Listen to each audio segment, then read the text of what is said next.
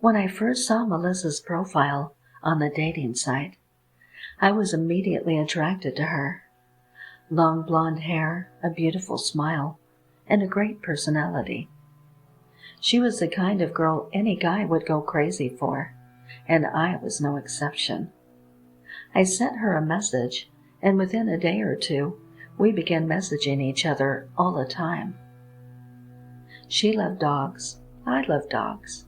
She loved the same music as me, the same movies, everything. After about a week of this, I suggested we meet up, and to my surprise, she agreed. We talked about where to meet, and she suggested I come to her apartment.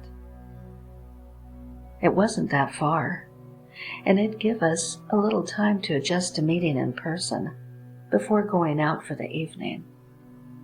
I arrived just after 8 p.m., and she opened the door in the most stunning black dress I had ever seen. She invited me in, and we talked for a while. She let me meet and pet her dog Roxy, and then told me to help myself to a drink, and she'd finish getting ready before we left. I poured myself a drink and sat down, looking around at her home.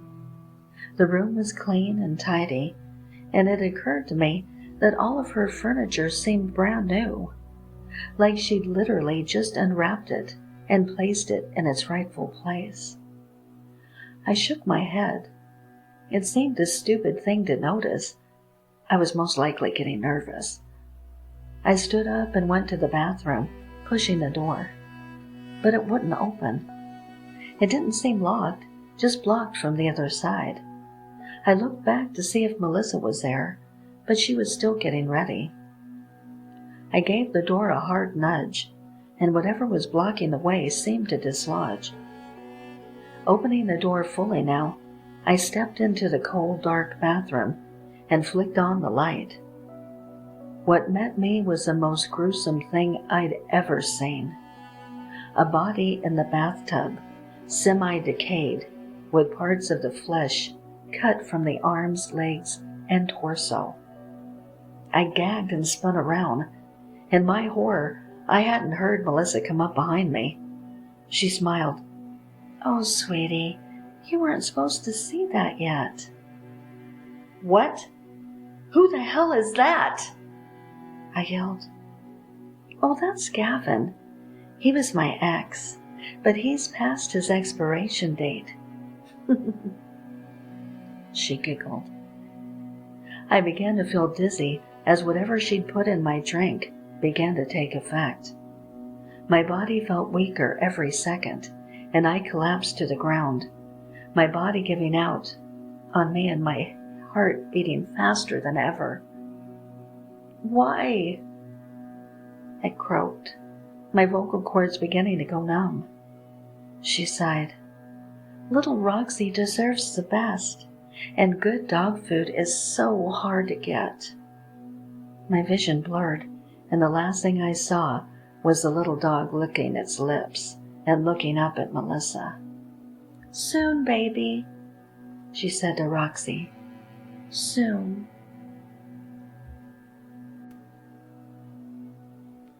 She sat in front of the camera, looking like a porcelain doll, completely in makeup and fancy dresses. She reached for the camera and turned it on. She was live. Hundreds of eyes were on her. "Hello, everyone. It's your favorite Twilight princess here." She tried to make it sound peppy, but it wasn't easy. A tear rolled down her cheek. "I've been having a rough time lately." Her voice was shaking. She couldn't help it. "I found out Eddie was cheating on me." Eddie was her boyfriend, a devilishly handsome young man. He was also a two-faced asshole. Nice and romantic on camera, but terrible when no one was looking. Honestly, it had been going on for several days now. Ugly bruises spotted her face, but she always managed to hide it with skillful makeup. "And that's why..." A smile crept up her face. She gave a delightful giggle. She whispered victoriously, "I killed him."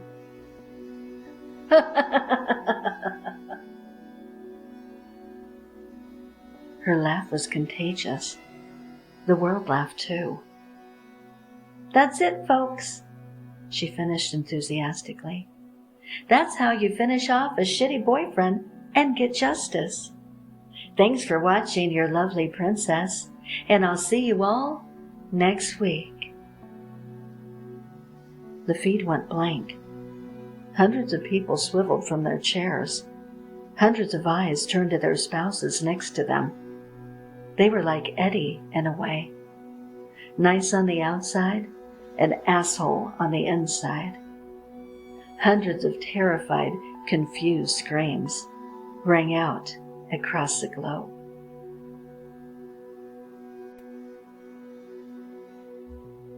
So I was reading from Short Scary Stories a while back, and I commented on this story I liked. The guy who wrote the story replied to my comment, which I in turn replied to, and the next thing I knew, we were exchanging personal information. Turns out we were from the same country, and we didn't live all that far apart, relatively speaking. I have to admit I was leery about the whole thing, but after a few weeks of emailing back and forth, we agreed to talk on the phone. Surprisingly, that went so well we agreed to meet in person, and we've been seeing each other ever since. Steve. His name is Steve.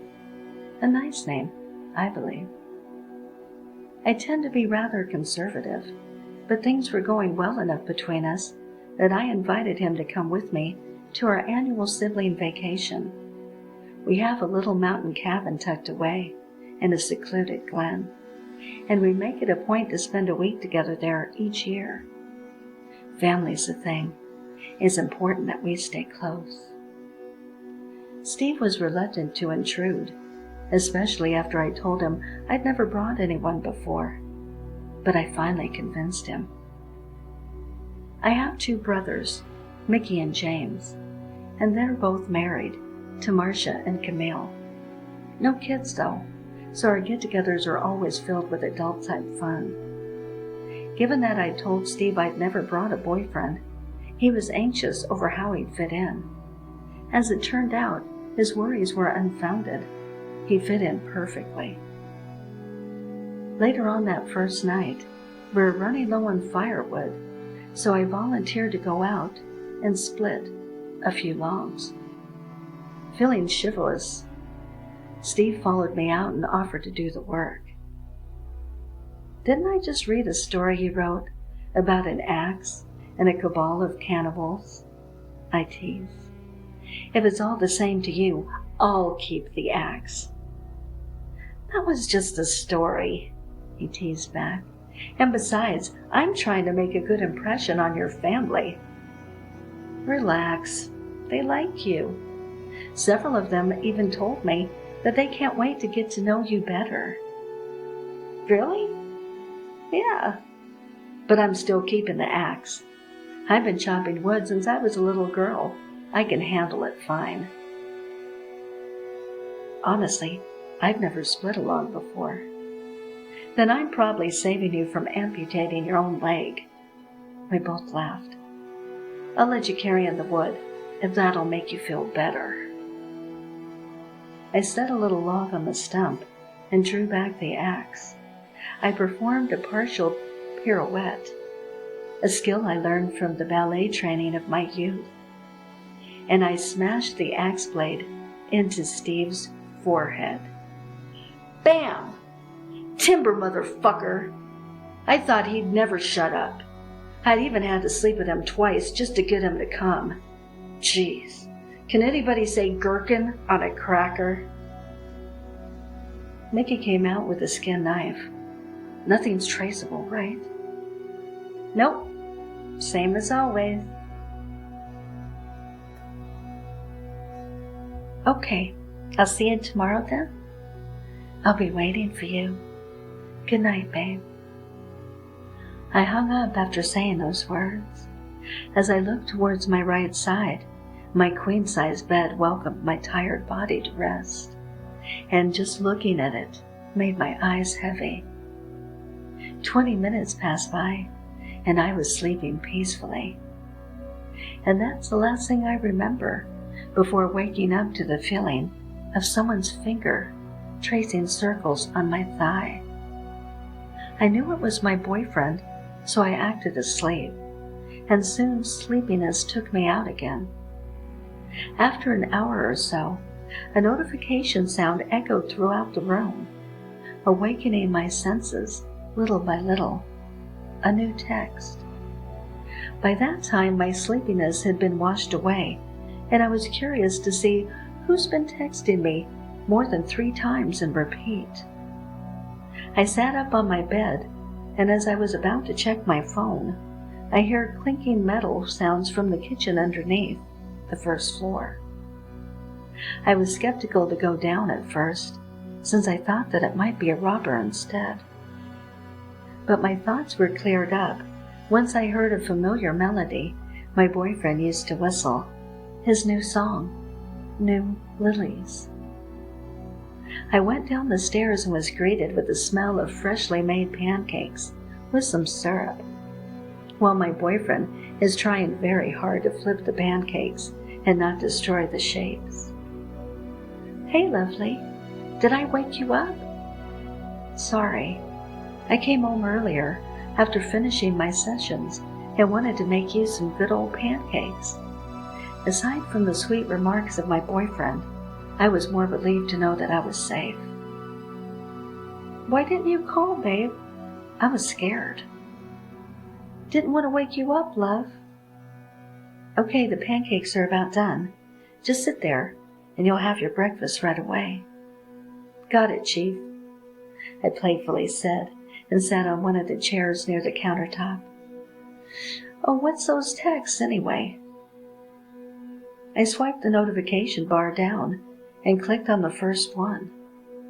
"Text from Jacob?" I furrowed my brows in confusion, glancing at my boyfriend who's in front of me for once, before loading the attachments that were sent below. Photos, 5 of them. It contained 5 photos of me sleeping in bed from different angles. 2 of them were close-up shots, with a text at the end reading, "You look like my mom when you're sleeping." "Babe, did you take pictures of me this morning when I was sleeping?" "That's sweet of you. I didn't think you'd—" "Wait! What the fuck? Give me your phone!" "What happened?" I was confused. I had never seen him this angry before. After seeing those pictures of mine, his face went dangerously pale. I was worried on what's happening. "What's happening, Jacob? What's wrong?" My phone was stolen. Last night. First time poster here. My girlfriend and I have been dating for about 3 years now. For the sake of keeping her anonymous, I will refer to her as Claire. See, Claire and I were doing great. We both had good jobs and big plans ahead together. I was even going to propose to her a couple of months ago. But then, one night, we got into a car accident. I still think it was the fault of the other guy, but this isn't what I'm here to talk about. Long story short, Claire doesn't talk to me anymore. She doesn't do anything these days, besides sitting on the couch and glaring at me. I tried to be a good boyfriend and stayed with her. I know she doesn't have any living relatives to take care of her, and I didn't stay with her out of pity or guilt. I stayed with her because I loved her. But with each passing day, it seems she doesn't care about any of my hard work. She doesn't eat or take care of herself anymore. The stench in our apartment is unbearable, and her skin just keeps turning more and more green. I'm trying, guys. I really am. but it feels like I'm fighting a losing battle. I still love my girlfriend, but it seems that she was much happier in that hole I had to get her out of.